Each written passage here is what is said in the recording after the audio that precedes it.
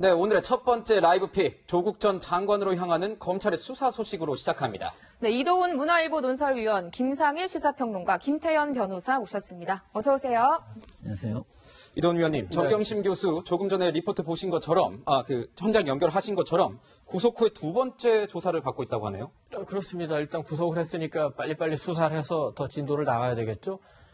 지금 이제 수사는 정경심 교수 본인의 이제 여러 가지 혐의도 있지만 앞으로 이제 그 남편인 조국 전 법무부 장관 수사 관련해서도 굉장히 중요한 그 과정이기 때문에 아마 수사에 아마 좀 속도를 낼 것 같습니다. 일단 지난 23일 날 구속이 됐죠. 2일까지 1차 구속 기간이기 때문에 그때까지 최대한 빨리 수사를 해보고 만약에 그 열흘 정도 더 연장할 수 있으니까 아마도 조국 장관이 이번 주에 소환될 수도 있지만 아마 다음 주로 넘어갈 가능성도 있을 것 같습니다. 왜냐하면은 조국 장관을 지금 여러 가지 정치 상황으로 볼 때 여러 번 소환하기는 어려운 상황이기 때문에 정경심 교수를 상대로 최대한 수사를 마친 뒤에 그다음에 소환할 가능성도 있는 겁니다. 그럼 구속 기간 중에는 계속 이제 정경심 교수에 대해서 하고 그 다음에 이제 조국 장관도 불러서 그 사이에 어떤 혐의점이 있는지 같이 알아보는 그런 그렇죠. 될까요? 그 정경심 교수는 이제 20일 안에 이제 기소를 해야 되고 그 시점에 맞춰가지고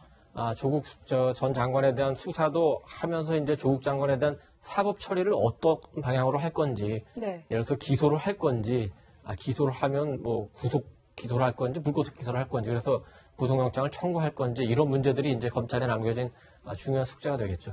네, 그런데 변호사님, 이 네. 검찰이 제시한 핵심 증거가 이 정경심 교수의 휴대전화에 있던 녹음 파일이라고 하는데 이게 어떤 내용이죠?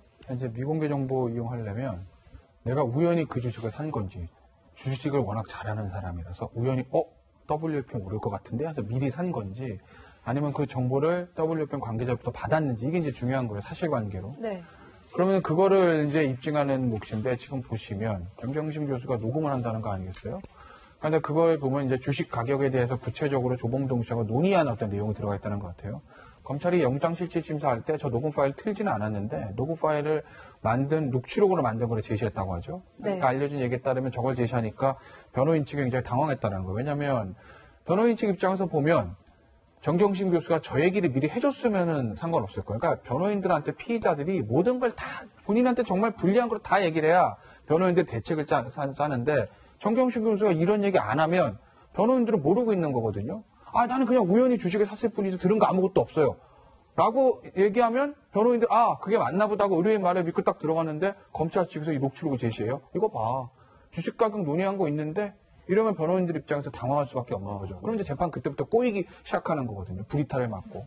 그러니까 아마 그런 상황이 조금 연출이 된 것 같아요. 그래서 이게 검찰이 가지고 있는 어떤 스모킹 건 중에 하나라는 거고, 근데 과연 검찰이 이것만 가지고 있을까라는 그런 생각들을 해보게 돼요. 그러니 아마 제가 지난주에도 한번 말씀드렸을 텐데 영장 칠 때 검찰 입장에서 보면 입증이 가장 용이한 것만 가지고 지금 들어온 것 같아요. 그래서 일단 신병을 확보하고 20일 동안 추가 조사해서 더 혐의를 밝혀서 기소를 한다. 이런 전략인 것 같거든요. 그래 가장 확실한 카드만 지금 내민 건데 이거 말고 더 있다면 그러면 정경심 교수 입장에서 굉장히 골치 아파지는 거예요. 그러니까 제가 아마 정경심 변호사라면 지금 서울구에 들어가서 교수님 다 얘기하십시오. 그래야 우리가 대책을 짭니다. 아마 이런 식의 대화들이 좀 오고 가지 않을까 싶어요.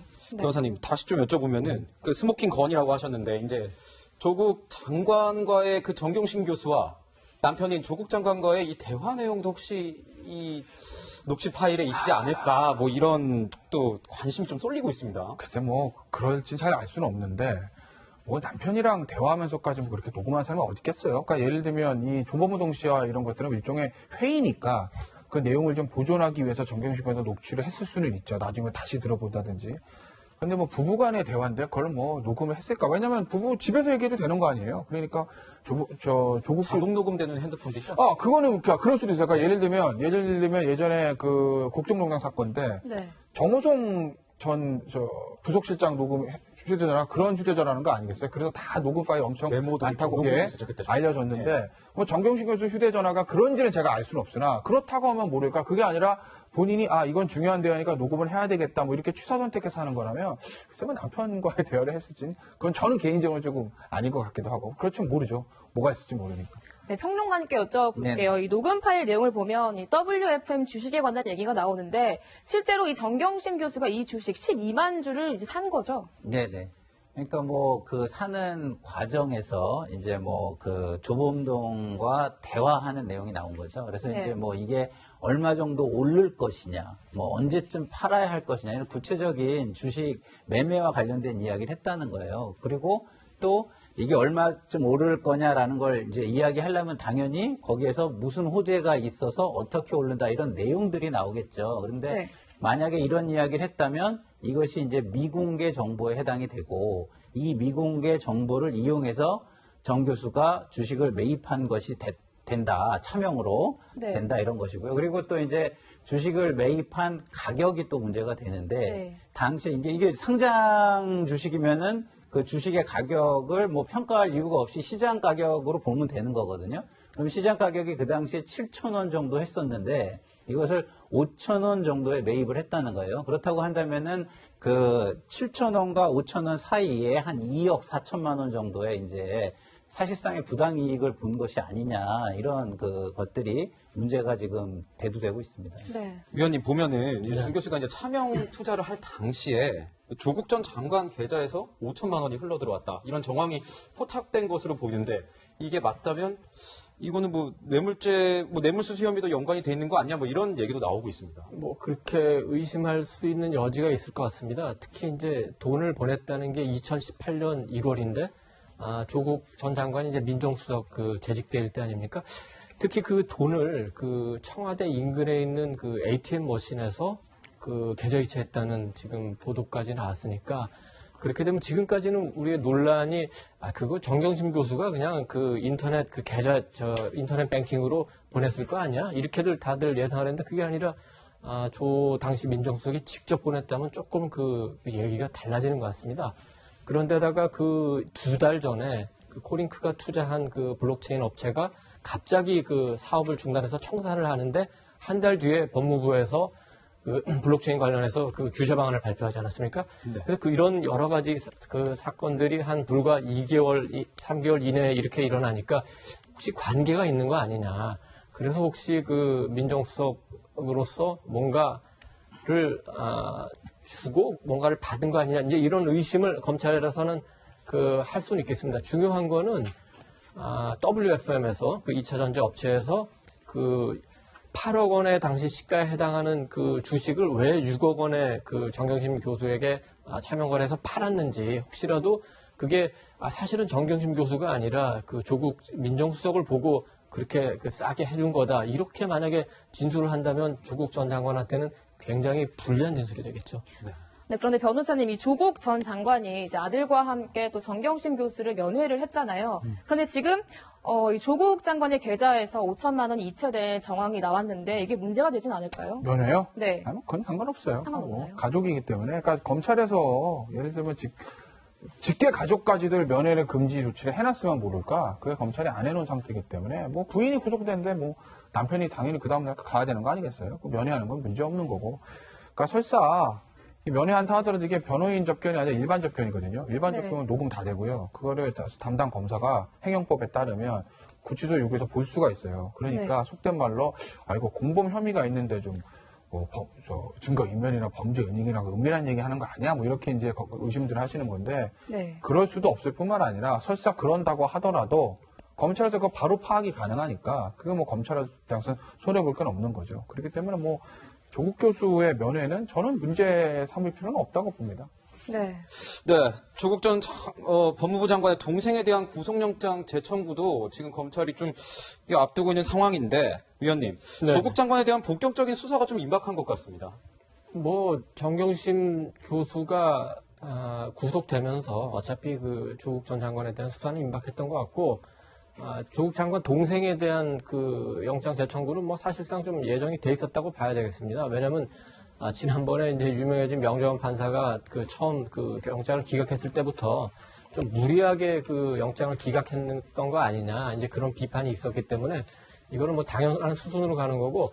근데 당시 그 영장 기각이 굉장히 그 비판을 받긴 했지만 검찰 입장에서 보면은 그 정경심 교수나 조국 장관 수사에 굉장히 큰 그 도움이 되는 측면도 있었던 것 같습니다. 네. 왜냐하면은 이번에 그 정경심 교수에 대한 그 영장을 청구할 때 좀 애매할 수 있는 부분, 그러니까 혐의를 다툴 부분이 있는 거, 그런 거는 거의 다 그 삭제를 했고, 두 번째, 그 왜 그 명정원 판사가 그 조국 동생의 건강을 문제를 그 여기 기각의 이유로 했느냐 논란은 있었지만, 그런 바람에 검찰에서 이번에 그 정경심 교수의 그 건강 문제를 굉장히 면밀하게 대응해서 판사한테 수감 생활에 문제가 없다는 걸 입증을 했거든요. 네. 그렇기 때문에 그 조국 동생에 대한 수사가 정경심 교수에 대한 수사에 큰 도움이 됐고, 앞으로 그 조국 장관 수사도 관련이 되는데, 왜냐하면 정경심 교수를 기소할 때 중요한 그 세 가지 혐의, 입시 비리, 펀드, 운동학원 중에서 운동학원은 들어가지 않았습니다. 근데 이번에 이제 조국 전 장관 동생 그 기소장을 보면은 운동학원 부분이 많이 들어가 있을 것 같고, 그 부분에서 일정 부분은 조국 장관까지, 왜냐하면은 1999년부터 10년간 이사로 활동했기 때문에 그 당시에 어떤 이른바 그 언론에서 주장하는 이제 사기 소송 문제라든지 뭐 이혼 문제라든지, 그리고 교사 채용에서 부정이 있었는데 그걸 알았는지 여부 등등, 네. 그런 거를 조사할 수가 있겠죠. 우리가 이제 조국 전 장관 다음 주부터 조국 전 장관 언제 소환하나 이거는 이제 관심이 있을 텐데, 제가 봤을 때는 시즌2가 시작인 거예요. 네. 그러니까 시즌1의 연장편이 아니라 새로운 시즌2가 왜 그러냐면, 저도 사실은 예상은 못했는데 지난 주말 금요일부터인가요? 이제 조간신문들에 나오는 얘기가 뇌물 얘기 나옵니다. 검찰이 어느 정도 혐의를 가지고 이제 수사를 한 거. 물론 검찰이 의심하고 혐의를 가지고 있다고 해서 그게 다 기소되고 그런 건 아닌데 수사를 해봐야 되니까. 만약에 검찰이 조국 주식 부분에 대해서 조국 당시 민정수석에 지금 교수의 뇌물 혐의를 잡고 있다면 이건 얘기가 다른 거죠. 왜냐하면 이제까지는 아무리 우리가 비난을 하고 법적 잣대를 대곤 했던 어쨌든 조국 전 장관 일가의 개인 비리입니다. 사모펀드도 그렇고 운동하고 마찬가지고 표창장 마찬가지였어요. 개인 비리예요. 근데 만약에 검찰이 지금 보고 있는 것처럼 조국 전 장관의 조국 전 민정수석 뇌물이 맞다고 하면 이건 뭐죠? 이걸 가지고 우리는 5글자로 권력형 비리라고 합니다. 얘기가 완전히 달라지는 거죠. 이제까지 있었던 정경심 교수의 이거는요 될 것도 아니에요. 그리고 속된 말로 조국 교수가 정경심 교수와 공범 형태라서 사모펀드, 위조 이런 거에만 연관돼 있다고 하면 검찰 입장에서는 조국 교수 영장 안 칠 수도 있어요. 왜? 부인 들어갔고 네. 그리고 부인하고 공범인데 어찌됐든 간에 부인보다 혐의점이 낮아요. 그럼 굳이 이제 남편까지 영장 칠 필요가 있어라는 얘기가 나올 그분은 거거든요. 잘 영장 안 근데 치지 꼭 그게 원칙은 아닌데 그 혐의에 따라 다른 건데, 정경심 교수가 아무래도 조국 전 장관보다는 혐의가 많거든요. 동일한 혐의에서. 네. 그러면은 공범인 상태에서 죄가 많은 사람, 주범이 지금 들어가 있는데 굳이 남편이 종범까지 쳐야 돼? 영장 이런 얘기가 나올 수 있는데, 만약에 뇌물이 맞다고 하면 이건 별개의 문제인 거죠. 새로운 범죄입니다. 권력형 비리예요. 이러면 검찰이 영장 치죠. 그러니 이제까지 우리가 사모펀드가 중요하다. 저도 그렇게 생각해왔지만 이제 가장 중요한 건 과연 이 사모펀드의 미공개 코링크 피해 거래소, 비트코인 거래소 폐쇄 문제하고 이 주식, WFM 주식을 싸게 산 거하고 이 대가성이 있어서 뇌물로 볼 수 있느냐. 이게 제일 중요한 수사가 됐다라는 거죠.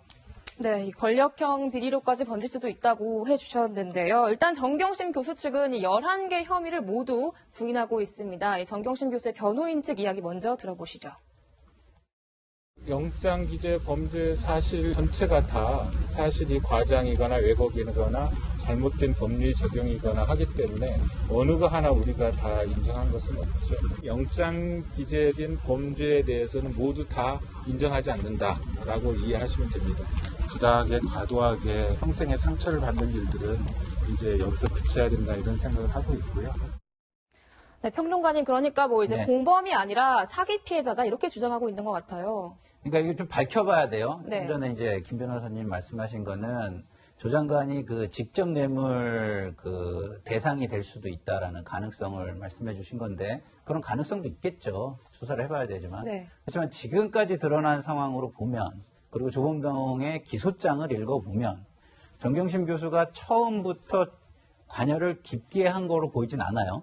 중간에 이제 수익이 안 나고 오히려 이 돈을 회수해야 되겠다는 생각을 하면서부터 개입이 된 것 같은 생각이 든단 말이죠. 그래서 조범동의 그 공소장 이상의 내용을 검찰이 갖고 있을 가능성이 또 크기 때문에 네. 무엇을 예단할 수는 없습니다. 그러나 이것이 직접 뇌물죄가 아니라 삼자 뇌물죄 쪽으로 갈 수도 있는 것이고요. 그렇게 된다면은 아까 이야기한 것처럼 그 조국 장관의 그 뇌물죄는 조금 더 이렇게 불구속 쪽으로 갈 수 있는 가능성도 있고요.